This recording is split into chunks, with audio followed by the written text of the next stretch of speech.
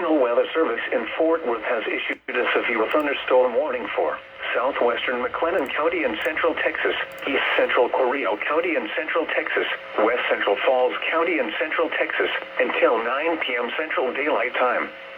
At 8:06 p.m. Central Daylight Time, a severe thunderstorm was located near McGregor, moving east at 20 miles per hour.